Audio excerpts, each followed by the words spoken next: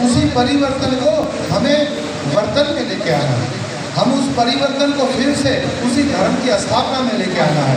और वो धर्म की स्थापना हम और आप इस कलयुग के दौर में अकेले नहीं कर सकते। उसके लिए एक ही है कि जब वो ठाकुर की कृपा करे, जब वो हमारे साथ रहे, और अपने साथ रखने के लिए सबसे पहला जो साधन हमारे पास है वो श्रीमद् भगवद गीता है।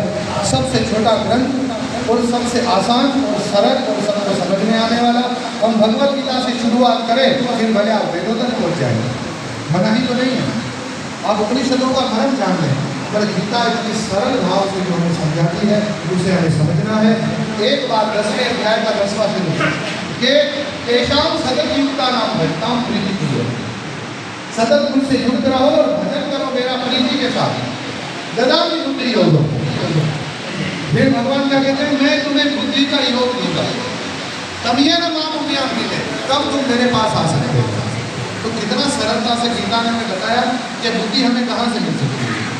नहीं तो आज अगर देखो तो एक जुमला लोग अक्सर बोलते हैं कि भाई